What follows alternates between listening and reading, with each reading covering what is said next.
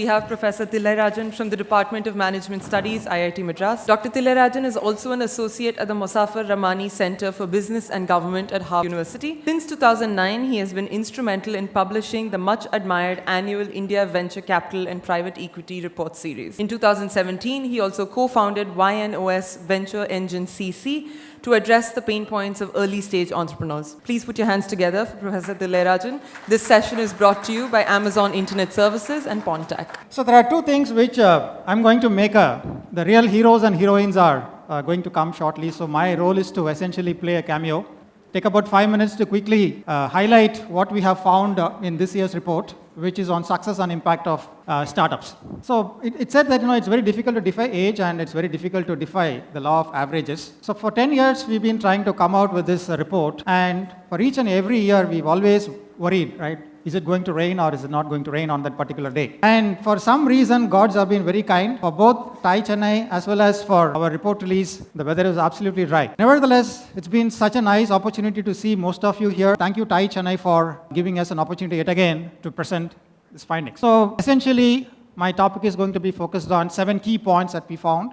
The first point was on the ventures or the startups that have been formed and that have been founded and those that have given an exit, right? So these are the few questions that I have. How many startups, how many companies have been formed in the last 17 years? We took 17 years from 2000 to 2017, and over 1.26 million companies have been formed. Out of that, not all of them get potential for venture funding. That's close to about 275,000, and it's about 22% of the companies had the potential to get venture funded. And then those that actually funded is 6,000 and odd. It's about 2.2% of the total potential.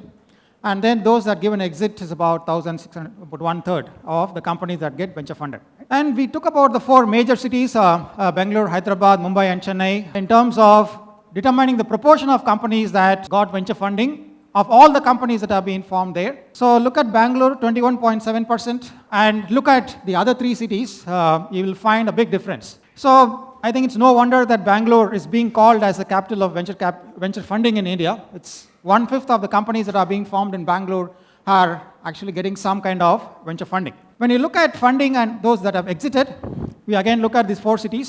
Hyderabad, 37.5%, Chennai, 37%, New Delhi, 31%, and Bangalore is the lowest, 21.2%. So there are many companies that get funded, but unfortunately for the investors that are investing in Bangalore, not many of them are able to get an exit. Okay, so this kind of gives a graphical representation of companies that are there in Tier 1 and Tier 2 cities. There are 3 circles if you notice. The outer circle indicates the number of companies that have been formed. The intermediate circle indicates the number of companies that have been funded. And the innermost circle indicates the number of companies that have given an exit.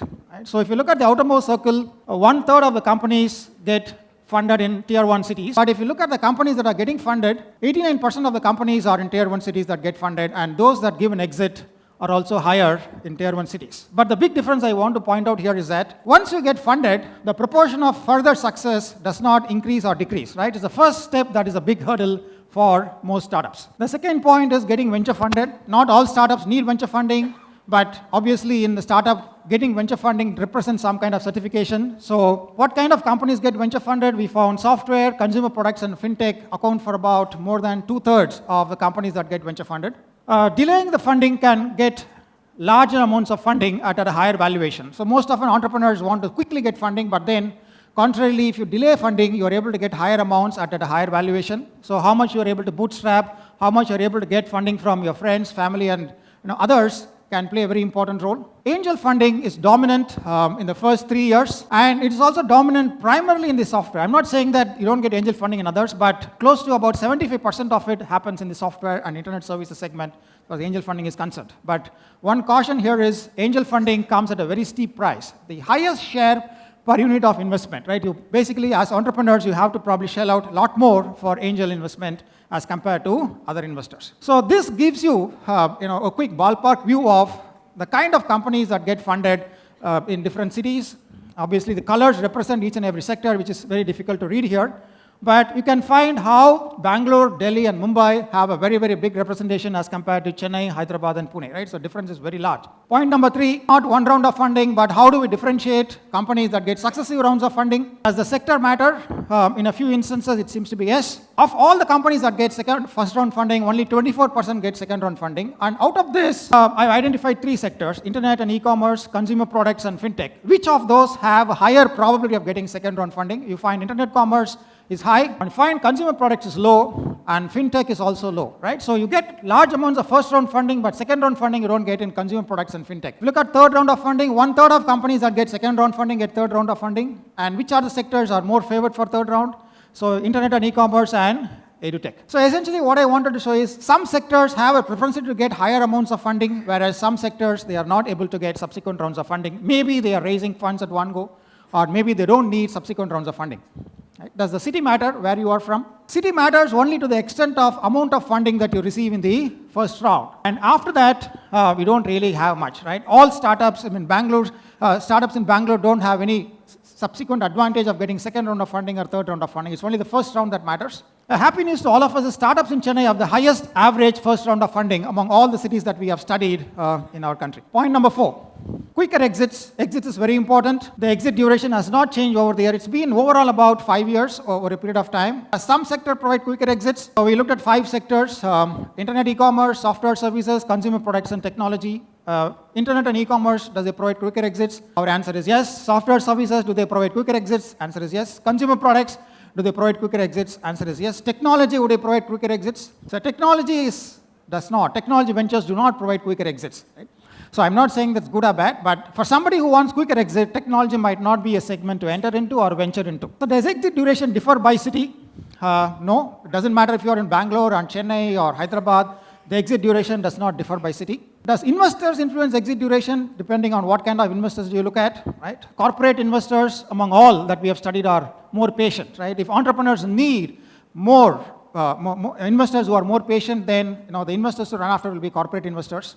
And more number of investors lead to quicker exit. If you want to really mobilize capital from a large number of investors, then we found that they want a quicker exit, right? So this is a graph that kind of represents what we found between number of investors and number of rounds and exit duration, right? As the number of investors increase, you find the average duration reducing drastically. Point number 5, how do you get attractive returns?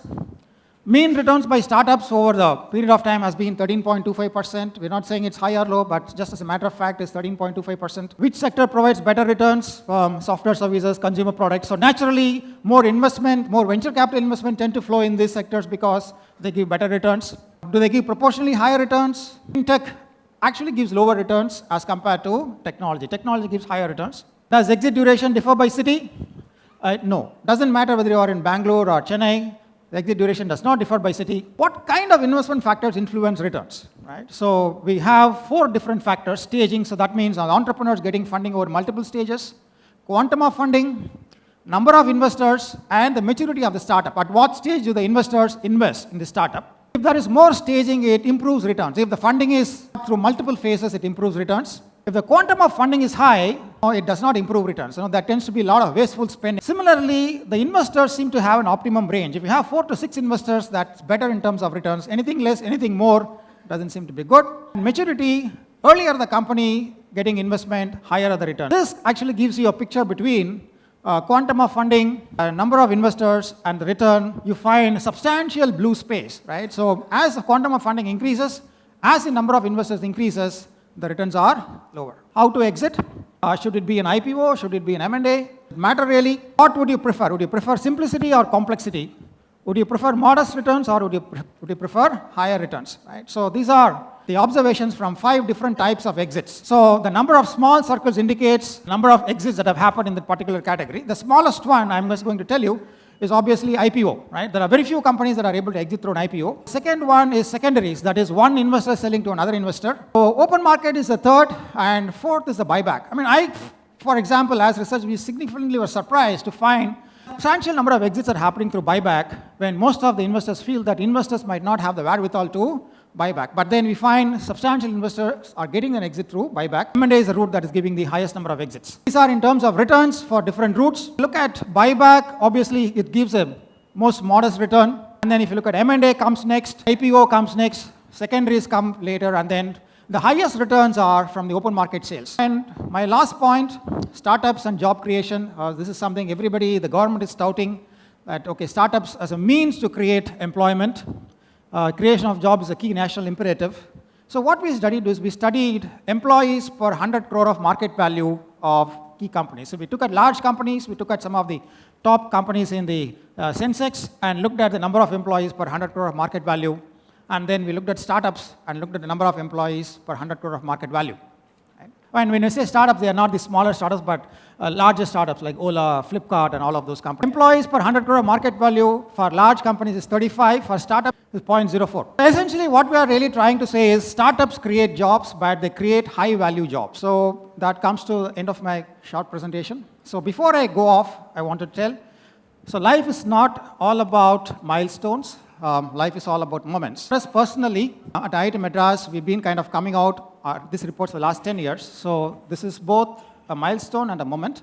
So it's a milestone moment for us. And it's also a momentous milestone. Right? Thank you so much.